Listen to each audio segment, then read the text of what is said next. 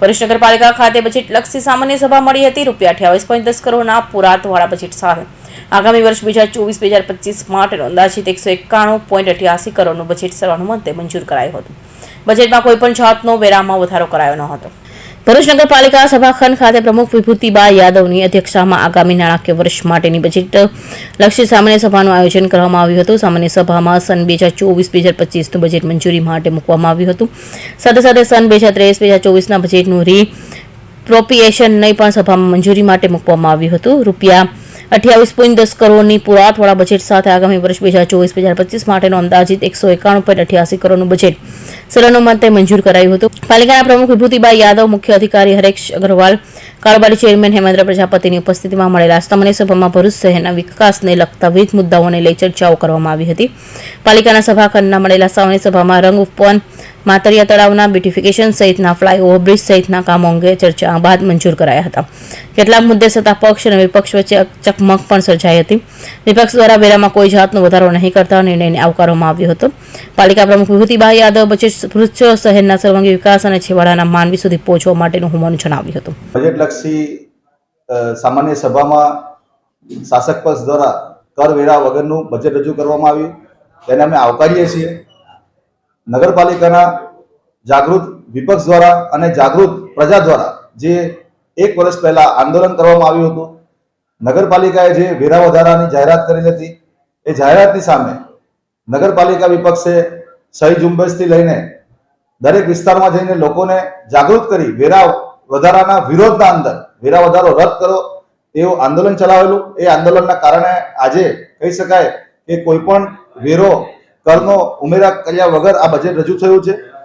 તેની સાથે સાથે જે રીતે આ બજેટના અંદર ઘણા બધા પ્રોજેક્ટો નવા શરૂ કરવાની શાસક પક્ષ દ્વારા જે રજૂ કરેલું હતું, તમે એમને યાદ અપાવેલું છે કે ઘણા વર્ષોથી તમે કહી શકાય કે છેલ્લા 15-20 વર્ષથી નગરપાલિકાના ભારતીય જનતા પાર્ટીના શાસક પક્ષ દ્વારા વારંવાર ફાટા તળાવમાં શોપિંગ સેન્ટર બનાવવાની વાત હોય કે રંગ ઉપર શોપિંગ સેન્ટર બનાવવાની વાત હોય, રતન તળાવનું બ્યુટિફિકેશન હોય, વોર્ડ ઓફિસનું નવીનીકરણ હોય, હોકર ઝોન હોય કે પછી વિવિધ માર્ગોની વાત હોય, એ વિવિધ માર્ગો બનાવવાની વાત હોય, એ તમામ જે વાતો હતી એ ફક્ત આજે કાગળ પર છે। વિકાસલક્ષી કાર્ય કરવામાં જે મોટા પ્રોજેક્ટો જે ઊભા કરવાના અંદર ભારતીય જનતા પાર્ટીનું આજે 30 વર્ષનું શાસન નિષ્ફળ ગયું છે। કહી શકાય કે આ નગરપાલિકાને નાદાર બનાવી દીધી છે આ ભારતીય જનતા પાર્ટીના શાસકોએ। આજે નગરપાલિકા પાસે કોઈ પણ કહી શકાય કે ફંડની અછત હોવાના કારણે આ બધા પ્રોજેક્ટો આજે ફક્ત કાગળ પર છે। એટલે અમે એમને યાદ અપાવેલું આ બજેટલક્ષી મિટિંગના અંદર કે જે તમે અગાઉ જે કામો પ્રોજેક્ટ લઈને આવેલા હતા એ તમને યાદ છે કે ભૂલી ગયા? નમસ્કાર। આજ રોજ વર્ષ 2024-25નું 191 કરોડનું બજેટ રજૂ કરવામાં આવ્યું હતું ભરૂચ નગરપાલિકા સભાખંડમાં।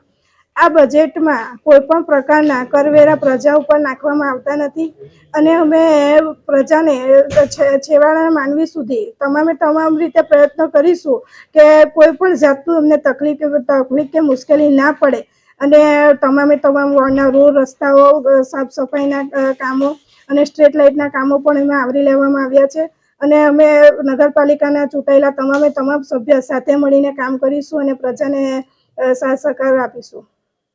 આજરોજ ભરૂચ શહેરના વિકાસ માટે નગરપાલિકાએ એનું અંદાજિત બજેટ 2024-25નું રજૂ કરેલું છે। અંદાજિત 191.88 કરોડનું આપણે બજેટ રજૂ કર્યું છે, એમાં 28.10 કરોડની પુરાણ બતાવેલી છે। આ બજેટમાં ભરૂચ શહેરના તમામ વિસ્તાર અને છેવાડાના માનવીનો આપણે જન સુખાકારીના પ્રશ્નોનો નિકાલ થાય તેના માટેનું આપણે આયોજન કરેલું છે। એમાં પાણી વિભાગ, ગટર વિભાગ, રોડ, રસ્તા તમામ વસ્તુનો આપણે આમાં સમાવેશ કરી લીધો છે। વોટર વિભાગમાં આપણે નવા આયોજન કરેલા છે। એસટીપી પ્લાન્ટ આપણે નવા બનાવવાના, એસટીપી પ્લાન્ટ આપણે WTP પ્લાન્ટનું આયોજન કરેલું છે। ચાવચ કેનલથી ભરૂચ સુધીની નવી લાઇન નાખવા માટેનું 26 કરોડના ખર્ચેનું આયોજન થઈ ગયું અને ટેન્ડરિંગ પણ થઈ ગયું છે। એ રીતે રોડ રસ્તા માટે આપણે અંદાજિત આપણે વર્ષમાં 30-40 કરોડ રૂપિયાના ખર્ચે નવા રોડનું નવીનીકરણ કરીશું અને ભરૂચ શહેરના સુખાકારી માટે આપણે તમામ પ્રયત્ન કરીશું। તેવી રીતના ભરૂચ નગરપાલિકા વેરા અને ગ્રાન્ટ પર ચાલતી સંસ્થા છે, એટલે આપણે સેનેટરી વિભાગમાં જે ટેન્ડરો અગાઉ હતા તેના નવીનીકરણ કર્યું છે. નવીનીકરણ કરવાથી જે ખર્ચામાં કાપ મુકાયેલો છે તે અંદાજિત આપણે 2 થી 2.5 કરોડ રૂપિયાનું નગરપાલિકાને બચત થશે ને કામગીરી પણ સારી રીતે પૂર્ણ થાય તેના માટે પણ ચોકસાઈ થશે ને એના ટેન્ડર પ્રક્રિયા પૂરી કરી અને વર્ક ઓર્ડર આપી દેવામાં આવેલા છે. એટલે આ બજેટના માધ્યમથી અમે ભરૂચ શહેરને તમામ પ્રજાને સુખાકારી માટેનું આયોજન કરી અને સૌ સાથે સૌનો સાથ સૌનો વિકાસ એ રીતે અમે આ સૂત્ર સાથે આગળ વધીશું. પાલિકા કારોબારી ચેરમેન હેમેન્દ્ર પ્રજાપતિ આગામી દિવસોમાં ભરૂચના રોડ રસ્તા સહિત રંગોપવન અને ભૂગર્ભ ગટરની કામગીરીથી લોકો સુખકારી વધશે તેમ કહી બજેટમાં કોઈ વેરાનો વધારો કરાયો નથી તેમ કહ્યું હતું. સામાન્ય સભામાં સત્તા પક્ષ અને વિપક્ષના મોટાભાગના પાલિકા સભ્યો ઉપસ્થિત રહ્યા હતા. સચિન પટેલ, ભરૂચ.